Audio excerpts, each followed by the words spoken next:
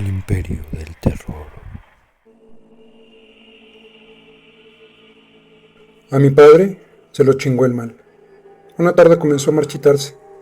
Se empezaron a secar sus ánimos, alegrías, fuerzas, y su salud decayó en cuestión de semanas.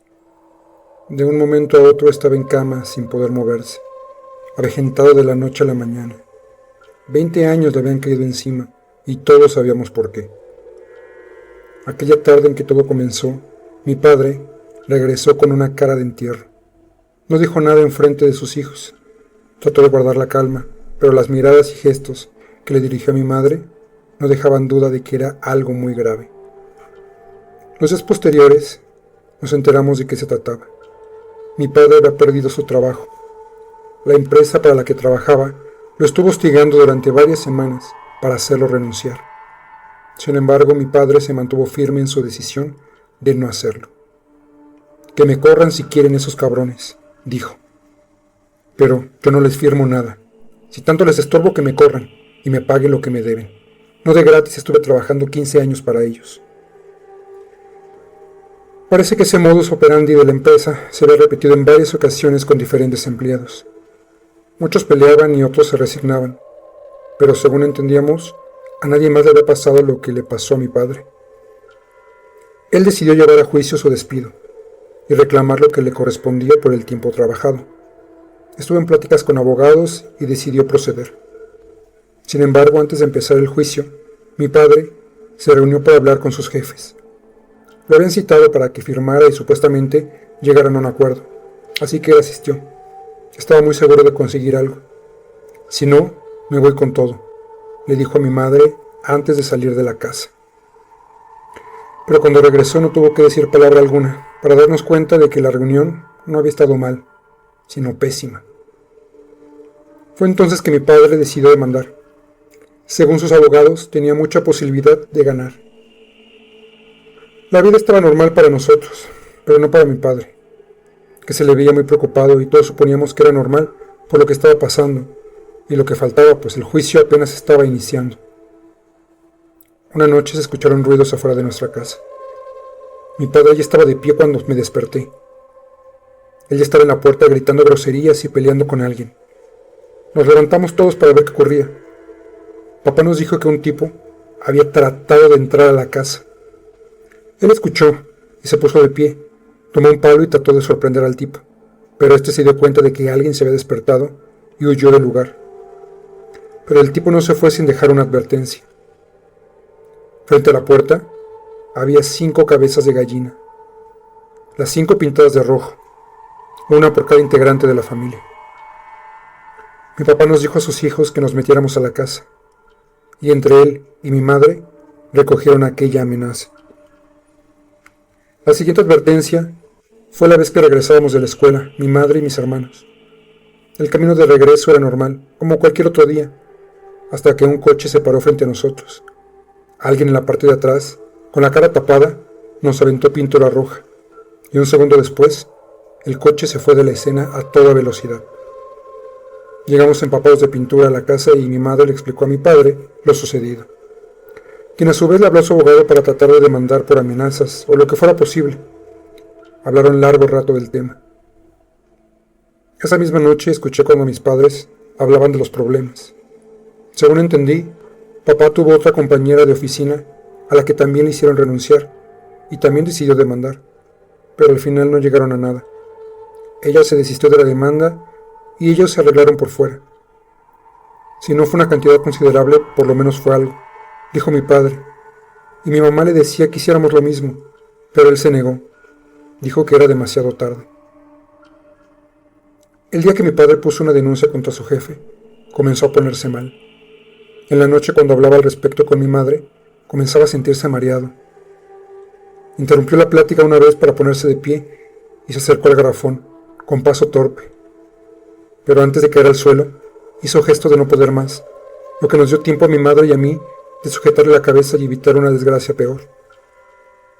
El doctor en un primer momento dijo que era cansancio y estrés. Ya como estaban las cosas, pues no era de extrañarse. Para nosotros esas eran las causas.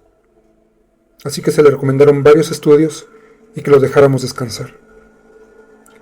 Mi mamá estaba muy preocupada y le comunicó a sus hermanos y cuñados de la situación que estábamos viviendo. Quien también recibió una llamada fue mi padre. Al día siguiente de su desmayo, llamaron por teléfono. Él se acercó a contestar. Después de hacerlo, se quedó varios segundos en el teléfono, solo escuchando, mientras su semblante se ponía pálido. Sin embargo, su contestación no reflejaba lo que sentía y lo que enseñaba su rostro, pues con voz firme y fuerte respondió: «Váyanse a la mierda, no van a poder conmigo». Colgó y miró para todos lados, como temiendo que alguien lo escuchara. Mis hermanos y yo hacíamos la tarea, y yo, que había prestado atención al telefonazo, fingí estar leyendo. Así que mi padre llamó a su abogado. Concretaron una cita. Mi padre se puso en pie, pero no pudo caminar hasta la puerta. Antes de llegar a ella, cayó de espaldas, quejándose de un dolor inmenso. Tuvieron que llevarlo al hospital, donde se quedó un par de días en observación mientras le hacían estudios. Fue ahí que poco a poco veíamos menguar las energías de mi papá. También menguaron los ahorros y el dinero de ambos padres. Mamá daba clases en la escuela donde estábamos, y tenían un par de establecimientos que rentaban. Con eso estábamos pasando las penurias del momento. Mi padre, aún en el hospital, llamó a su abogado, y se vieron allá para concretarlo de una demanda nueva o algo así. Una noche, en que mi padre todavía se encontraba en el hospital, mi madre, mis hermanos y yo cenábamos cuando un ruido nos espantó a todos. Unas botellas chocaron en la puerta y cerca de la ventana. Entonces empezaron a encenderse. Mi madre corrió por agua para apagar el incendio.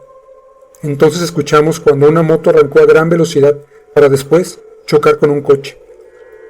Mi madre, mis hermanos y yo salimos para apagar el pequeño incendio que apenas tomaba fuerza, y descubrimos afuera que el coche que había embestido la motocicleta era de mi tío. Los vecinos se asomaron para ver qué pasaba. Nosotros le ganábamos poco a poco la batalla al fuego, y mi tío bajaba de la camioneta para encarar a los motociclistas, que estaban tumbados en el suelo. Uno de ellos no respondía, había caído inconsciente, y el otro se quitaba el casco mientras se sobaba la pierna, y le escurría sangre de los brazos. Mi tío sujetó del cuello a ese hombre, y le propinó 2 puñetazos, uno en el estómago y otro en la cara. En ese momento, las llamas se habían consumido. Mi madre y yo corríamos con mi tío para ver qué pasaba, mientras ella gritaba a mis hermanos menores que se metieran a la casa. «Este cabrón aventó las botellas a la casa. Yo iba llegando y los vi», dijo mi tío sobándose el hombro izquierdo, que al parecer era la secuela que le tocó por el choque. El tipo golpeado estaba en el suelo y mi tío lo sujetó del cuello levantándolo de inmediato. Le cuestionó quién era y por qué estaba haciendo eso. El sujeto al principio no habló, pero después de 2 golpes más en el rostro, dijo que le habían pagado para hacerlo. Mi madre tomó a su hermano de los brazos para que no fuera a matar a golpes al tipo. Trató de calmarlo y llegó la policía y una ambulancia. Mi mamá acompañó a mi tío en la patrulla y me dijo que me metiera a la casa. Llamó a gritos a una de las vecinas que estaban de chismosas viendo el espectáculo y le pidió que se quedara con nosotros en lo que ella regresaba. La vecina aceptó. Mi madre y mi tío se fueron, y mis hermanos y yo nos fuimos a la casa de la vecina para pasar la noche. Mi mamá llegó al otro día, en la mañana, a recogernos. Mis hermanos y yo seguíamos dormidos cuando ella llegó. Yo me desperté y pude escucharla en el comedor, donde hablaba con la vecina sobre el alboroto de la noche anterior. Al parecer, en la delegación todo fue una discusión en que si mi tío era culpable de lesiones e intento de homicidio, o si los tipos eran culpables de daño en propiedad. Mi mamá llamó al abogado y se intentó vincular a los tipos con las amenazas recibidas por parte del patrón de mi papá, pero ellos querían levantar cargos por lesiones e intento de homicidio, y eso era peor para mi tío, que había lastimado mucho al que iba manejando la moto. Después de mucho hablar y pelear, el conductor estaba fuera de peligro, y nadie quiso proceder, pues mi tío tenía las de perder, y cada quien se fue a su casa. Sin embargo, después de eso, todos vivíamos con miedo en la casa esperando que cualquier cosa mala nos pudiera pasar.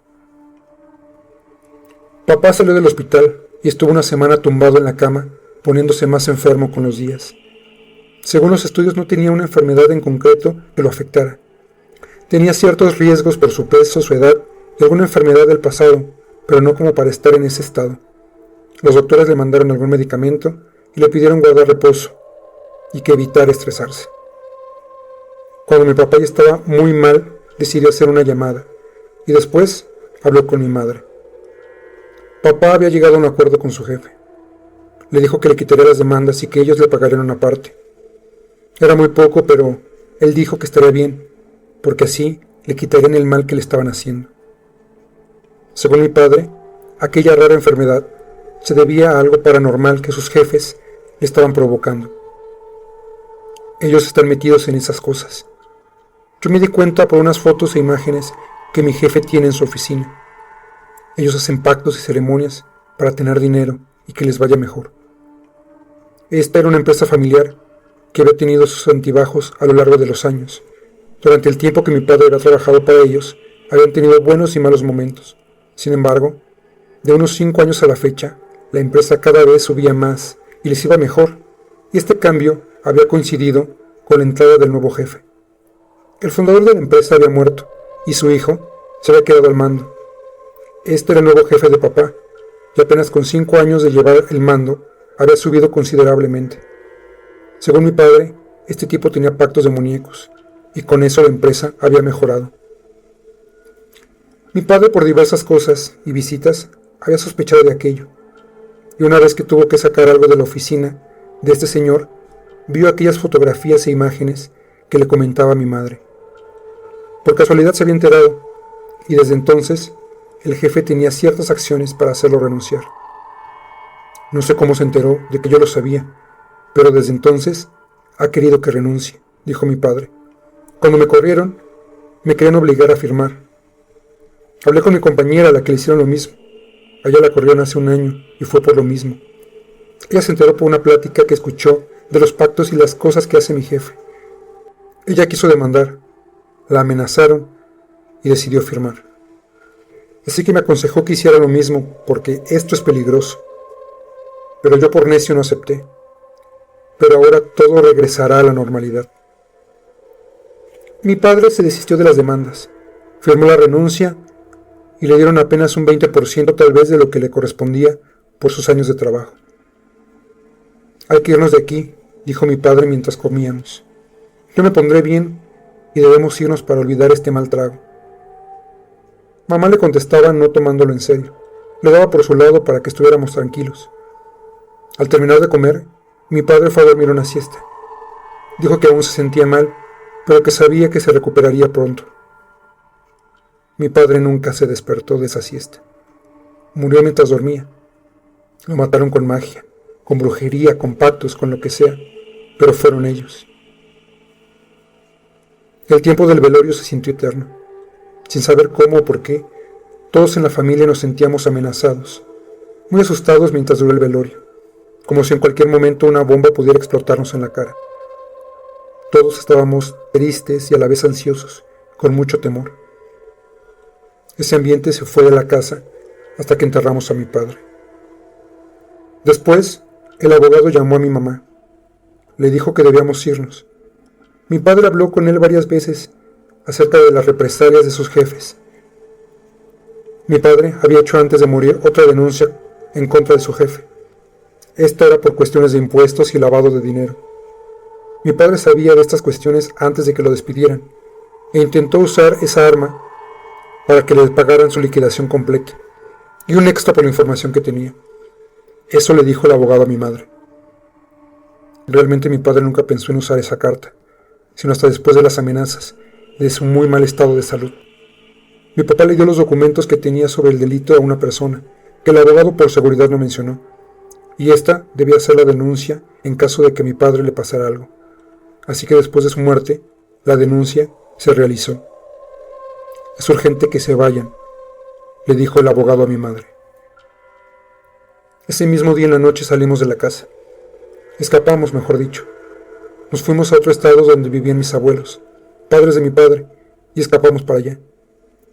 Mi madre le encargó a mi tío que vendiera la casa y los muebles, y que poco a poco las demás cosas, como ropa y objetos personales, se las preparara en una mudanza. Mi mamá habló con el abogado para que le ayudara respecto a cobrar un seguro que tenía mi padre. El abogado llevaría todos los trámites, y nosotros nos fuimos. Mamá nunca quiso saber ni preguntar si aquellas personas pisaron la cárcel o qué fue de ellos después de la denuncia. Todos quisimos olvidar ese terrible capítulo de nuestras vidas, pero en el fondo sabíamos que eso jamás sería posible.